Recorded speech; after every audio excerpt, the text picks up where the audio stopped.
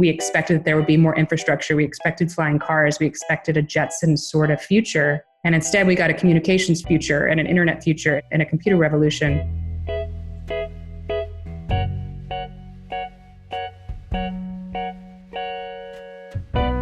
Great companies and great stories all share similar themes: imperfect protagonists and an important mission that simply must be achieved.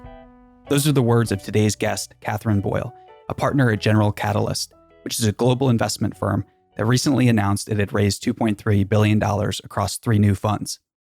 Katherine has backed a number of notable companies you've probably heard of, like Stripe. She's also backed companies like Anduril, a new type of defense company working hard to keep American service members and civilians safe. In her words, the best CEOs and founders are able to look at data, synthesize it, process it quickly, and then mobilize a team to rally around a mission.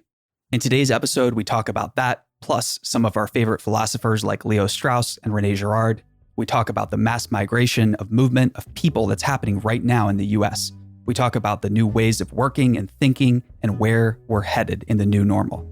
Let's jump into today's conversation with Katherine Boyle. This season of Hidden in Plain Sight is brought to you exclusively by our friends at Splunk, the Data to Everything platform. Splunk helps organizations worldwide turn data into doing. It's time for data to be more than a record of what happened. It's time to make things happen. Learn more at Splunk.com or by clicking the link in our show notes. Katherine, welcome to the show. Thanks so much for having me. I'm excited to talk to you. You just polished off a chocolate croissant. Sorry to tip your hand there, but Yeah. that is a great way to start Gave the away day. my secrets. The secret to success is a chocolate croissant every morning. Hidden in plain sight. 12 other early stage VCs just bought chocolate croissants now to see if there's anything there. I'm a true contrarian. Yes, for sure. So tell us a little bit about yourself and your work. Our listeners might not be familiar with you, but what do you do? Sure. So I am an early stage investor at a venture capital firm called General Catalyst. We are a sector and stage agnostic venture capital firm that's been around for about 20 years. And the headline is we invest in category defining companies. Companies that are building the future that we don't see. And we invest at the earliest of stages. So because I am so early in sort of the life cycle of these companies, these are often 10, 15, 20-year journeys where the company looks very different when I invest than what it looks like when it goes public and even beyond. So I think that the high level is that we're investors, but I think beyond that, I look at this job as much more than investing. I look at it as a way to look at where the future is headed, a way to back people who are radical in their beliefs. Often they're protesting the current status quo, and they're thinking about things in a very different way. So it's a true privilege to be a supporter to those types of people in the era that we're living in. I'd love to unpack one thing you said, which is category defining. I think that's very interesting. The best companies often create new categories, new markets, and then tend to dominate them. So when it comes to that, how do you think about like category design and what does that really mean? Yeah, it's a great question because I actually think investors really struggle with this. What happens when you're a successful investor, say you invest in a great defense company early in your career, immediately people, because they're mimetic and they like to draw patterns, will say, oh, well, you're really good at understanding what's happening in defense. You should invest in 25 other companies in the defense world. But that's not actually what happens in markets, and that's not what happens in venture. There's usually one company that dominates a market. In finance, we're an investor in a company called Stripe, that the mission is to grow the GDP of the internet. Like, what an extraordinary mission that is, but it's a category defining company. And we invest in all sorts of different categories with the belief that there will be a market leader. And we want to be in that company. And what's interesting from the investment perspective is that a lot of investors will stay kind of in they'll stay in their lane. They'll call it once I make an investment in cybersecurity, I'm going to do a lot of other investments in cybersecurity. And I'm what's known as a generalist investor. And that once I make an investment in a space where something's doing quite well, I immediately say, oh gosh, what's next? Maybe I should look at journalism. Maybe I should look at healthcare. Maybe I should look at longevity, and areas that are so disparate from each other. I consider it an incredible privilege to be in a career where I'm constantly learning. I'm often the dumbest person in the room because I'm starting out a learning journey again and again and again. And I have to fight against the kind of human impulse to want to be an expert and to want to be someone who considers themselves to be kind of a titan of a certain field. Sure. I think that earlier approach you mentioned is a bit problematic because inherently the investor that chooses to be an expert in something and continue to invest again and again in similar companies or products or services, they tend to compete with their prior investments, right? They're not all in terms of thinking, okay, this is going to be the category defining investment.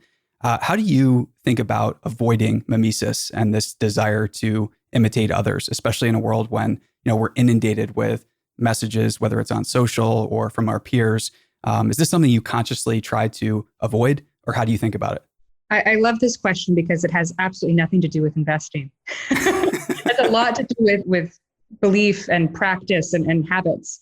And I think it is human nature to mime each other. It is human nature to want to be like the people that we see succeeding and to imitate each other. And this is a Straussian view, a Gerardian view. There's many philosophers who've written about like that this is something that is innate within us and we have to fight against it. And I think success begets success in a way where when people start feeling like they're going down the path of success, they think they're doing things right. And certainly in investing, there's many examples of people who stay in their lane, make many good investments, have wonderful careers, and who kind of build off of that sort of expertise, and that's one strategy.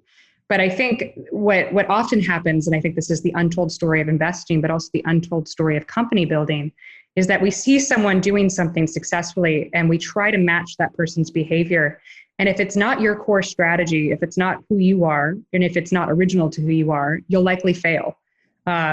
This goes counter to sort of like human behavior early in our lives. It's like all babies learn from their parents, and that's actually how you learn the fastest. And that's fine. Like that's innate within us that we learn from mirroring each other. But the outlier scenarios in everything in life come from doing something differently that other people don't see, which is of course the kind of title of your podcast. And so I very much believe that you kind of have to constantly be asking yourself, like, why am I doing something? How am I going to get to where I'm going to go? And that's much more of an internal conversation than an external conversation with your peers. I think that peer groups can be wonderful as support networks, particularly for founders, particularly as we move along in our life. But ultimately, this sort of individual journey and staying true to who you are and really questioning your own lies to yourself and your own narratives to yourself is the way to avoid that kind of mimesis. And it's a practice. It's an ancient practice in many ways to remain stoic when we get emotional or excited about what's happening in our own lives. Very cool. And you mentioned Strauss and Gerard. Let's start with Strauss here a little bit. So many people might be familiar with Persecution and the Art of Writing. What drew you to Strauss? How did you become aware of him? And what did you take away from him? Yeah, no, I already love your listenership if they're familiar with Persecution and the Art of Writing, because it's funny, that's a piece that I was introduced to in college. Actually, it was like the first piece I read by Strauss, and I was very fortunate. I had a different kind of upbringing than most. My father was formerly in the Jesuit priesthood for 10 years before he had me, and so of course Strauss and sort of the ancient philosophers were something that he sort of understood. And so I kind of grew up with that. And then when I got to college, I was introduced to Strauss, which of course is one of the people who really said we should go back to the ancient texts and we should read them in a different way. We should read them in the context of the fact that people who are saying contrarian things or people who are speaking truth throughout history have mostly been doing it in authoritarian regimes or places where it is unpopular to say truth or unpopular to say what you believe. And so you have to couch things in sort of different, linguistic ways. And he talks, I can get deeper into it in terms of like esoteric and exoteric writing, but like the thing to really understand from that piece is it is very difficult to say what you believe in a straight on fashion. Even in this podcast, we'll probably couch many of the things that we believe in other analogies, and we'll try to soften things because we want to reach the broadest audience, and that's sort of a natural human thing. And so when you read, a lot of Strauss's work, and then a lot of the books that he tells us to go back to, which is, like Platonic, like the Platonic dialogues, you're looking for sort of these hidden truths that maybe other people missed. When people read the Republic, oftentimes they think that Plato was arguing that all children should be owned by the state. And, I think Strauss would argue that that was not actually the case. And so how does this actually, how is this relevant to our daily lives? Because, these are works that were written a very long time ago. What it says about our daily life is, it's very difficult to stand up for what you believe. It's very difficult to say things head on. I actually think there's an opportunity to do that more now because, we are living in times where it's hard to say what you believe, but we're not in an authoritarian regime in terms of, someone coming to your house and pulling you away in the United States if you say something that, goes against the status quo. If you say something that goes against sort of what we believe in business to be true or what we believe in our daily lives to be true. So I actually think there's a great opportunity to kind of move away from the Straussian instinct of we must protect ourselves and to say things that we believe and actually have real conversations and dialogues about what's going on in the world. And for the first time in history too, there's opportunities to say those things through, anonymous pseudonyms and things of that nature. And there's also economic opportunities kind of on both sides of the spectrum where you can still earn a living. Even if you're, ostracized in some digital sphere, there's other spheres that you can go to where you might find your people more quickly that way. The whole story of social media is just sort of beginning. And I'm very excited about new media properties and companies like Substack, which, I think is for sure. Is, in my world, people have been talking about a lot because it's allowing journalists and people with alternative voices to have a broader reach. And I think, that's sort of the story of social media is that for so long, if you wanted to get your opinion out to the world, you had to go out through a paper newspaper. And we spent decades building these massive distribution platforms that were incredibly important to society from the 50s onwards to allow people to get news. Or you had to be on one of the 3 channels on television if you wanted to get your voice heard. And there was sort of this gatekeeper mentality of there are editors who are going to decide whether your voice is strong enough. And I think that, the biggest shift that we're seeing is that everyone has a voice now. And in the early years, there's obviously like repercussions to that. And there's a cacophony around people arguing with each other and trying to kind of gain readerships and followings. But I think that changes in sort of this next generation of companies where people can be more nuanced and more thoughtful and can build careers and actually monetize their voices and their ideas in a way that allows for more people to be known. So I think there's a lot of opportunity to be yourself and to have a unique voice in this new influencer economy we're seeing. Completely agree.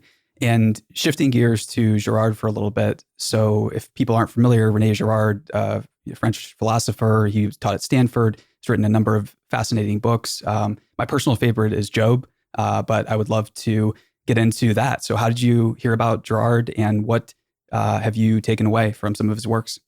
It's so funny because I know a lot more about Strauss than I know about Gerard. And I've been talking about this for a while. I did not know who Gerard was until I moved to the West Coast. And I think that says a lot about sort of East Coast, West Coast dynamics where, Strauss was this professor at the University of Chicago, very influential in, mid 20th century.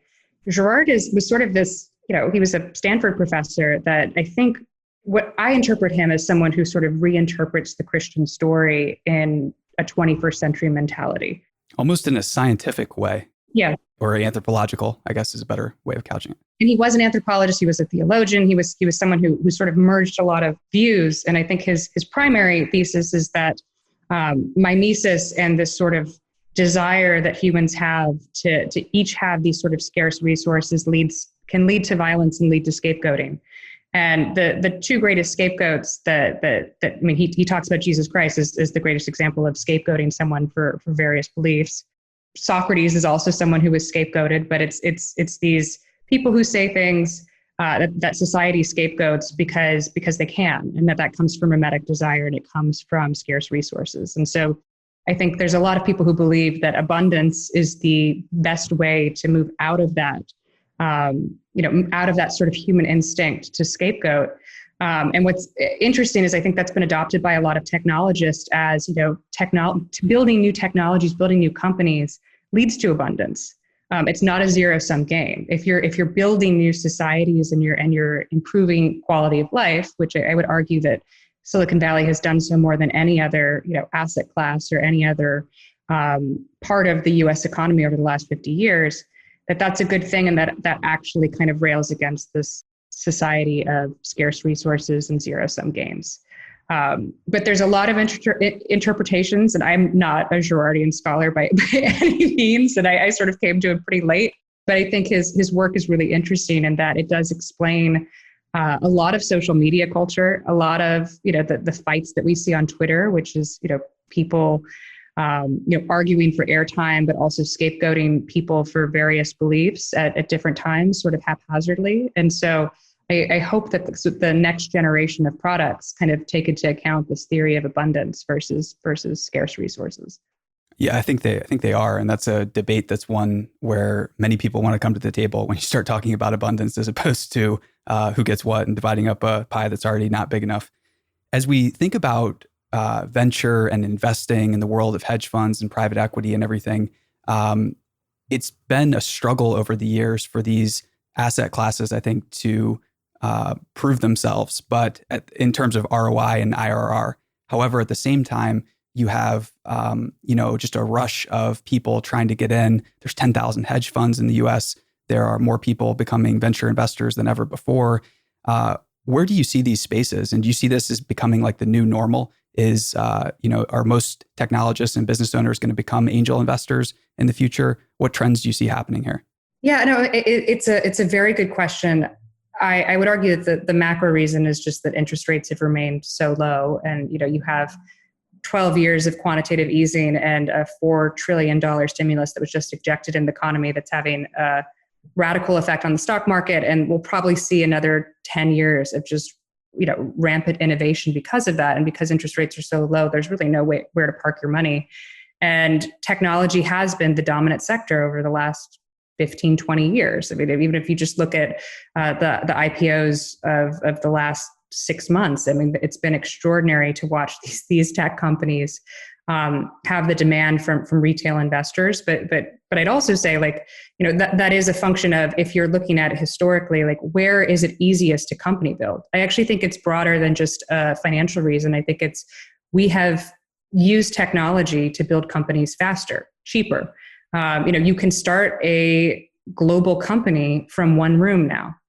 You don't need to go down to a store and buy a ton of servers. You don't need to find 20 people to start working on coding, because the abilities and the ability to kind of piecemeal something together in terms of infrastructure in order to start building a company is an order of magnitude cheaper and an order of magnitude easier than it was even 10 years ago.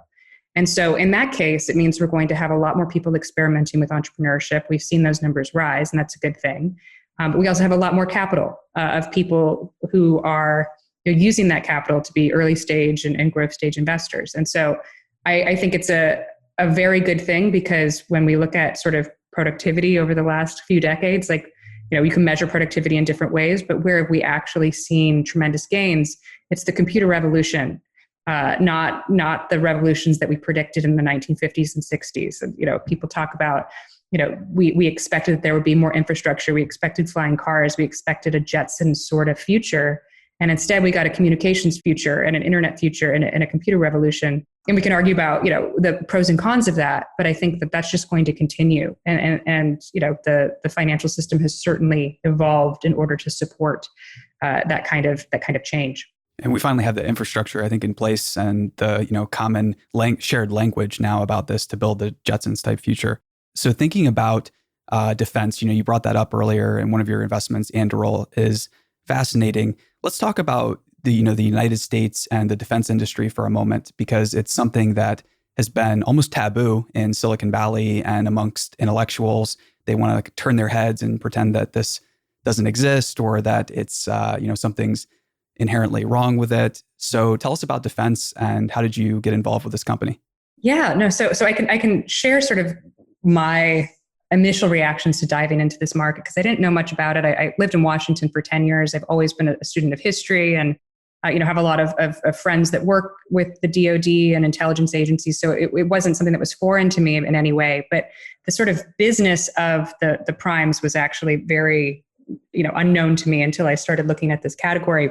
And what I'll say is, you mentioned that working in defense was taboo in Silicon Valley. And I think the media narrative around that has long been, oh, well, it's an ethics issue, or people just, don't understand military anymore. And particularly, a lot of engineers in Silicon Valley have no exposure to it. And so they don't understand how the DoD works. And I'd say that that is largely a myth.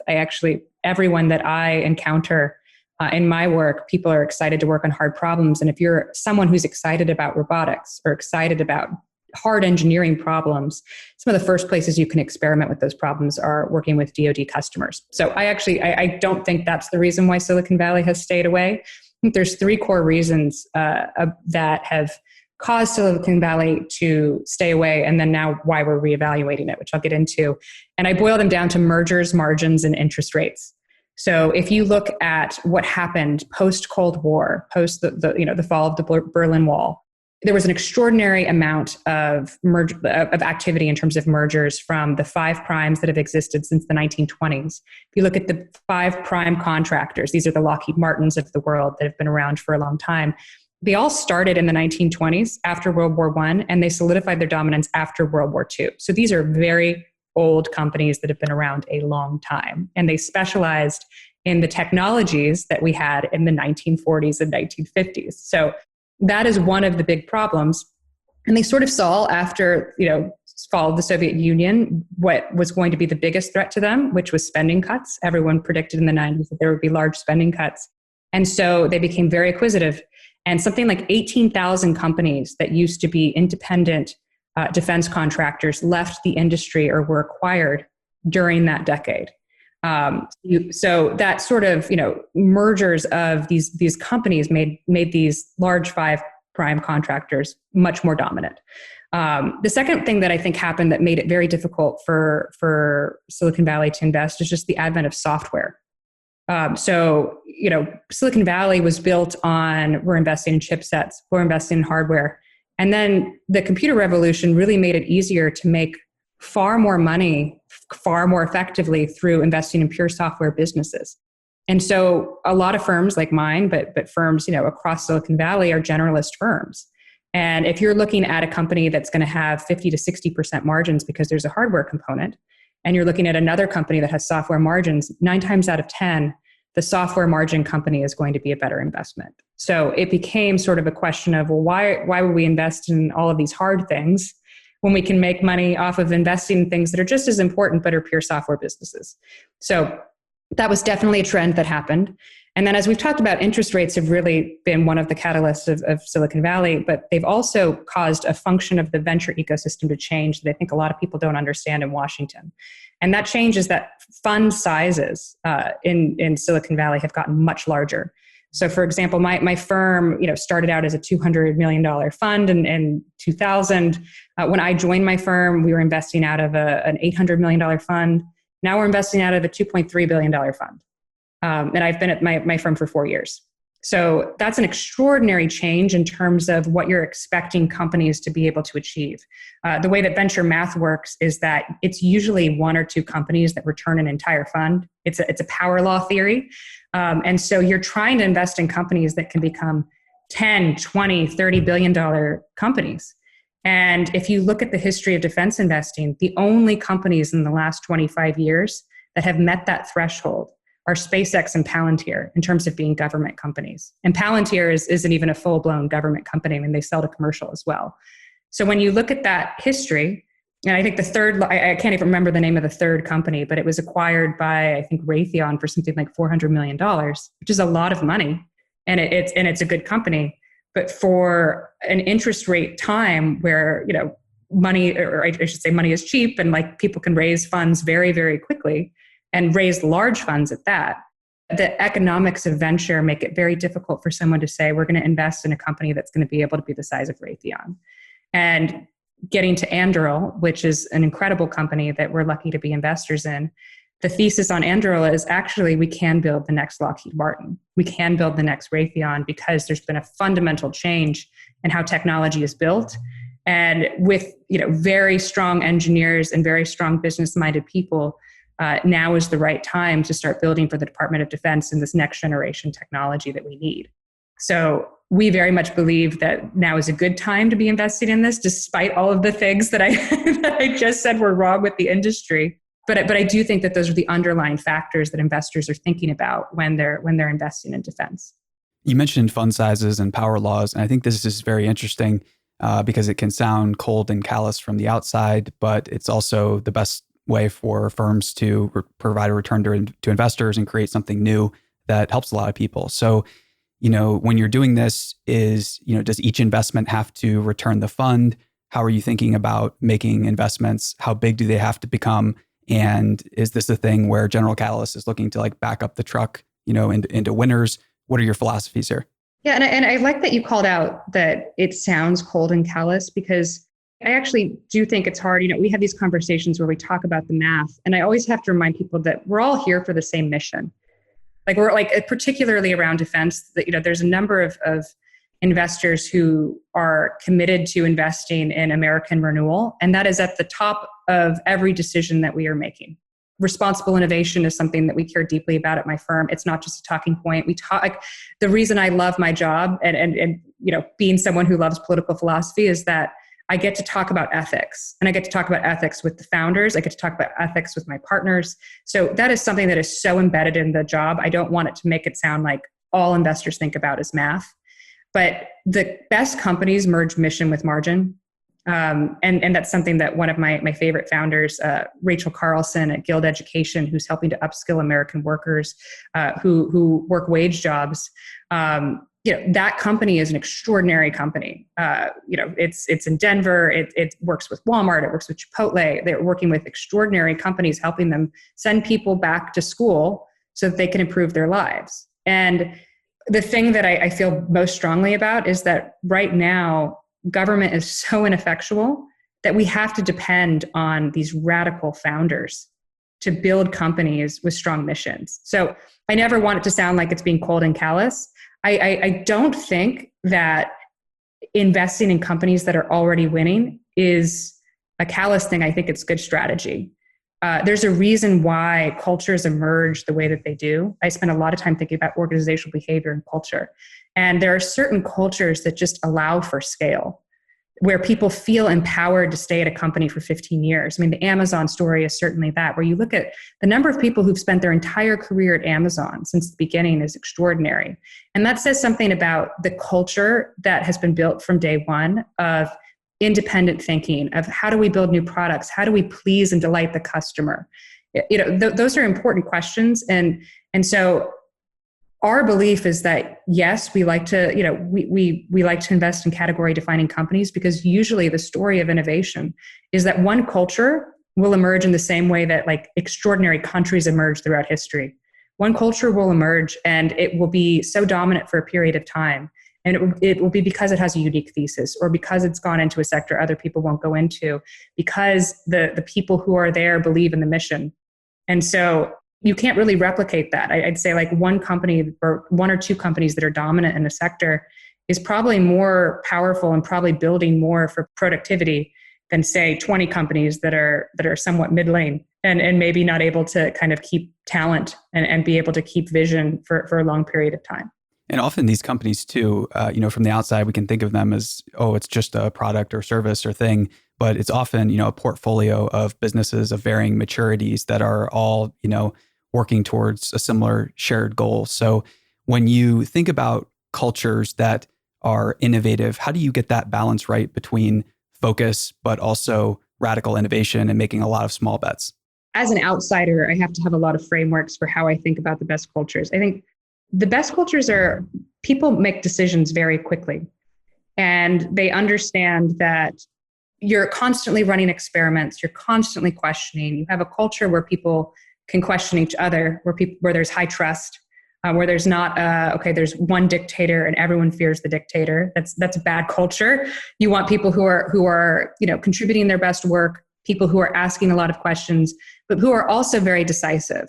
A lot of what is undervalued in Silicon Valley, or what people don't talk about, is speed is very important. But the reason why speed is important is because it is a proxy for decisiveness.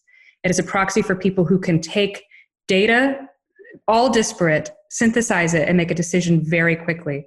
And most people like to have a lot of data when they're making big decisions, or when they're making decisions that they think are consequential for their life. I think the best CEOs and the best founders are able to look at data and to look at the upside of the decisions that they make very quickly, and make those decisions and then move people around a mission. And that's one thing where I think when people talk about innovation broadly in the media and move fast and break things has been, shared as something that was horrible for society. But there's a reason why the move fast part of it is so important. And that's because the people who ultimately create important companies or important missions or political movements, it doesn't we can talk about this outside of Silicon Valley as well, are able to organize people very quickly around a mission and make decisions very, very quickly. In an election season, I think that's one of the things that's most undervalued. I think there's a lot in common between standing up a campaign and standing up a startup. And the decisiveness factor is probably the one that people don't talk about enough. Very, very interesting. And when you think about, your work that you do with companies now and the work that you'd like to do in the future, how do you want to see your job, grow and progress? Tell us a little bit about, what does your job entail now and what would you like it to become in the future? Well, what's great about my job is that there's never a dull moment. There's always an interesting, I think of this job as, so I was a journalist in a past life, and there's nothing I love more than story. And so I think of investing as a storytelling job. I think of it as I get to meet a person that I know very little about, and I listen to that person's story for 30 minutes to an hour, and I get to make a decision about whether that is the future of the world. I hope that never changes about my job. Like, to me, that is the greatest privilege. And to be able to see such radical thinkers come into our Zoom, I shouldn't say come into our office because we're in a different world now, come into our little portal and share their view of how the world is going to look, that is something I hope I never lose. One of the things that I've noticed in venture capital is that you can do this job for so long that you can start believing as a venture capitalist that you know the future better than the founder. And I am adamant that I will never have a view of the future that's more, accurate or more well-reasoned than the theories that the founders put forth. I'm a listener. I'm not a company builder. I will build a company alongside a founder and be their partner and be their thought partner and sort of their Socratic guide. But the idea that, there's a lot, I think we've seen this movement in Silicon Valley because there's a lot of former founders who become investors, that you have to have been a builder to be successful at this job, to have empathy. And I fundamentally disagree with that. I think having been a storyteller, having been someone who is just radically obsessed with these heroic figures that really believe that they can change the future, I want to be the person in the shadows helping them. I do not want to be the person in the forefront that is, very adamant about where the future is going. So I hope that never changes. What I hope changes about my job, I think we're in a period right now where there's so much skepticism about the types of people that come into this industry. And that to me is sad because I'm a tech optimist. I'm an optimist by nature. And I believe that the people, America's built on small business. And you could say, what's the difference between startups and small businesses? Startups are small businesses. They just grow faster. And I think that American ethos of there's something wrong with society, it can be better, and I'm going to go build it, is what makes this country extraordinary. And it's why people from all around the world come to Silicon Valley and want to start companies. And so I hope that the sentiment outside of Silicon Valley, because Silicon Valley is an idea now, it's not a place, but I hope that the sentiment of people who are anti-tech, anti-growth, anti-company really start to rethink why people decide to give up everything and found a company on a radical belief. Because those people are the history of our country. They're change makers. They're the people that we should be betting the future on. For sure. Yeah. And I think that there does seem to be this tailwind now that is coming behind entrepreneurs. You mentioned something very interesting about small businesses, which create the majority of American jobs. And I'd like to just unpack that and talk a little bit about it, because small business lending has really taken a hit recently. So there's many small businesses that are talking about, lending's dried up. You have different lenders sharing anonymous threads on Twitter just about all the details of how they see funds to small businesses drying up. So in this new world, I think many, many small business owners are beginning to view themselves as a startup, for better or for worse. So in this new American economy, Does every small business owner need to try to be, more like a technology company? Do they need to think about doing more with less, getting investors, things like that? What do you think needs to change here in order to have more successful businesses? Yeah. So I said that they are similar in terms of how they start out, but they're very different in practice and very different in terms of how you want to build for the future. I was reading today, actually, the U.S. Census Bureau said that 90% of American businesses are family-owned businesses, where the family is going to pass the business down to another family member, or family members are working together. That is the backbone of the American economy. I think it is incredibly important to support family-owned businesses. And I don't think that someone who wants to run a restaurant in my hometown of Gainesville, Florida, needs to aspire to be a 10, 20, $30 billion company built off technology. Those are fundamentally different aspirations. They're different versions of the American dream. And so I certainly don't think that that's necessary. What I do think is really interesting is that there is this new sort of, angel investors used to only invest in technology, and now they're investing in belief. So my firm, for example, the reason why we have to be so obsessed with category defining companies is because we get our money from pension funds, endowments, universities, hospital systems. And the money that we return to our limited partners, our investors, goes to help people get scholarships to universities across America. It goes to fund incredible science. People who are, one of our LPs is actively looking for a COVID vaccine. Like we have to be good at our jobs, and we have to return as much capital as possible, because those are incredibly important missions. But angel investors, there's a lot of people who are pillars of their community around the country, and they want to support missions they care about. And they're not necessarily looking to maximize a return because they have people on the other side who are working on COVID vaccines. They're looking to support people who are building important things for the community. And so that is something that I think I wish was more widespread, and I think it's becoming more widespread. I think pillars of the community, we used to have this culture where if you became a successful person in your community, you would support the local ballet. And I'm not saying I'm a huge supporter of ballet and arts in general. It's a passion of mine. So I'm not saying that that's not important. But it was sort of like this organized philanthropy, that if you are successful, you have to give to these groups, and that nonprofit giving and that investing in, arts and different things like that were the only ways that you could give back. And I think there's another way that we're seeing, which is you can give back by supporting the American dream. You can give back by supporting a local restaurant, by being an investor in a local restaurant. You can support the local brewery. You can support people who have radically different ways of educating. You can support an experimental school. You can support people who are working on civic missions that go against the grain. And I think we're going to see more and more angel investors do that, and pillars of the community doing that. And I think that will lead to an extraordinary American revival. I think so too. And we have this mass migration now that's happening where people are flooding out of large cities. And many of these people that are flooding out are remote workers, right? They have a small amount of that Silicon Valley idea or ethos with them that they're taking to tier 2, tier 3 cities and other small cities all around the US right now.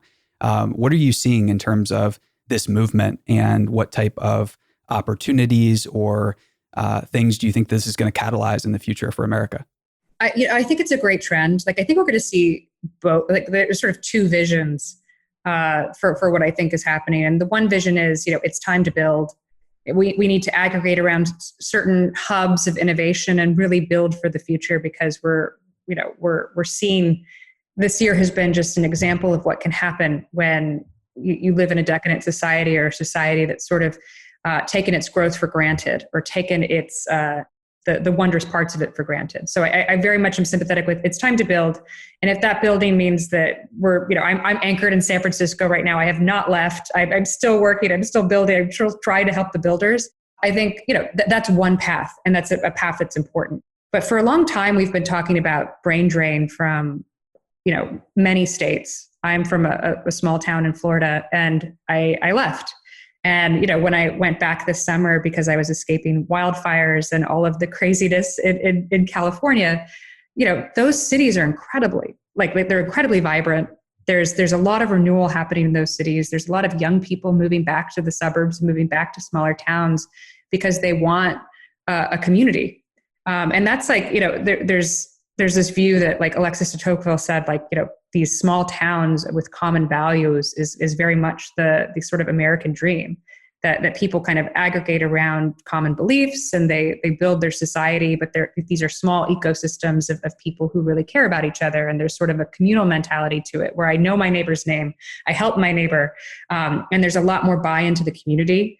And that is another part of the ecosystem that we need to see, and it is enabled by remote work.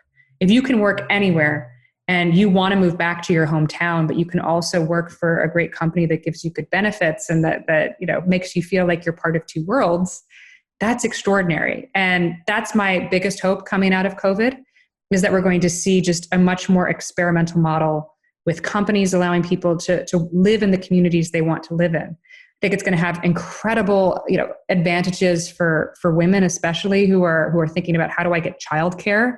If you can move back to be close to your family and kind of live in this more communal nature, then I think people are going to be really excited about the new family models and the new work models and the opportunities that open up.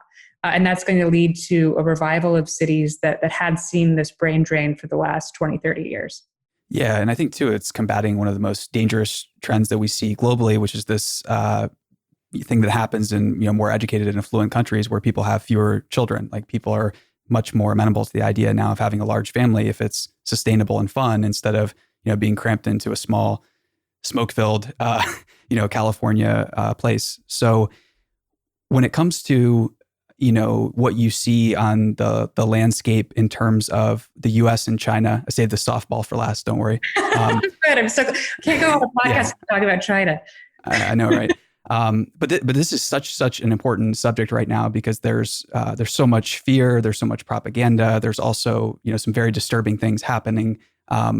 We're kind of in the midst of this Cold War, and we have been for a while in terms of like cyber warfare, in terms of political ideologies and things like that. How do we get through this time in a peaceful and prosperous way? Any ideas, or are there any thinkers that you follow that you think are balanced and not going to, strike some incendiary powder keg of problems? How do we get through this smoothly? Yeah, I agree with you that I think that we have entered into this Cold War. And I think what's important for people to understand is that we have very different governing models. So when we talk about, what's wrong with China, it's not the Chinese people. It's the Communist Party of China and how they operate government. And one of the benefits of how they operate is that they are centrally planned. They tell any company in China that we have access to your technology. We can use you for dual use purposes. We can use you for military and government purposes, and we can use you for commercial purposes. That is very different than how the US operates, where we have a capitalist system where if the government wants to work with any company, they have to pay that company, and the company gets to choose whether or not they work. And I'd say these are the fundamental differences between the Chinese type of innovation or China innovation and companies that have been built in the last 10 years, especially, using technology, versus the US and how technology has evolved here.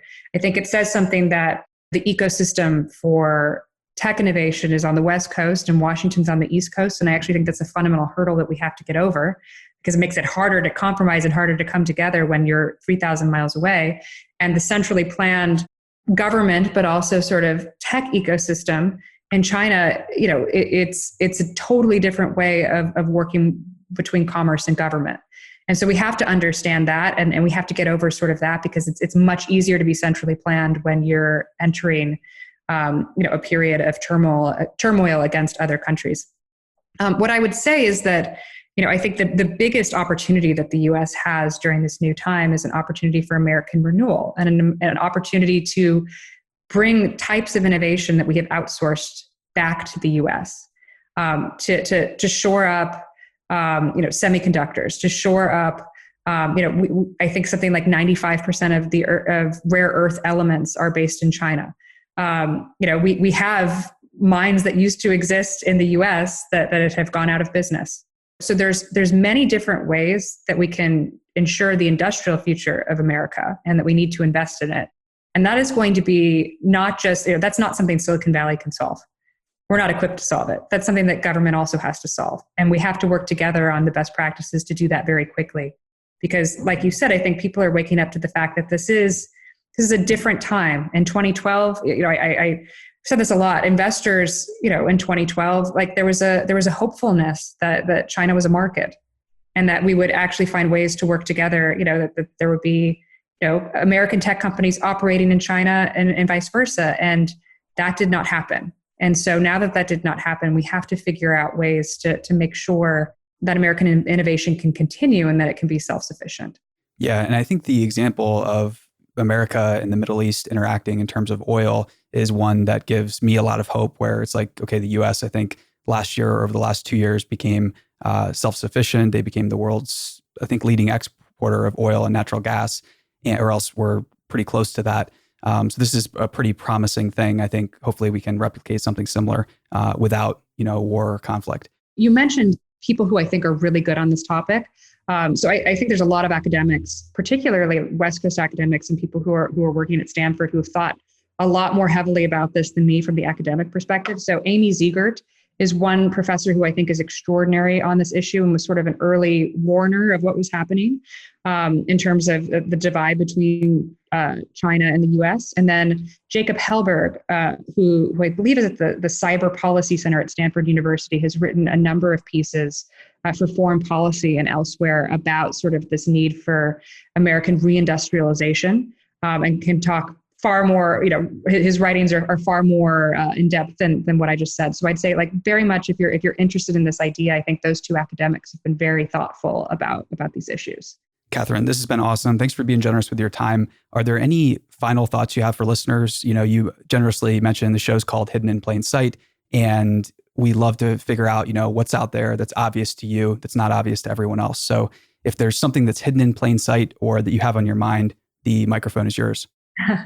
Well, this has been such a terrible year in many ways. 2020 will, historically bad in terms of what's happened to the country, in terms of what's happened to jobs. And I sit in a very fortunate position. And so I realize that. And so it's easy to say we need to remain optimistic when I have this perch. But I genuinely believe if you go back through history, these moments in time, not just in the US history, but just throughout history in general, these sort of sea changes that happen lead to incredible revivals. And whether that's an innovation revival, whether that's a spiritual revival, good things often come out of bad. And so what I think is hidden in plain sight right now is that we're all, cloistered in our homes, worried about a pandemic. In San Francisco, a couple of weeks ago, we had orange skies that literally looked like the apocalypse was coming. And I do think it's darkest before the dawn. And so I am very excited about what I think is going to be just a decade of American innovation and American renewal that we have not seen yet. And again, I realize it's really easy to say this from my perch, getting to spend so much time talking to extraordinary people. But from what I see in terms of the young people who are coming forward and saying, it's time to build, I want to build, I think we are on the precipice of something big. And I'm excited about that. And to me, it's hidden right now because we're all in our homes and reading the news. But I'm incredibly hopeful about where this country's future is headed. Completely agree. Yeah, hopefully a golden age is on the horizon. And origins of the word apocalypse just means lifting the veil, I think, in Greek. So it's an exciting time. Katherine, thanks so much. Thanks so much for having me.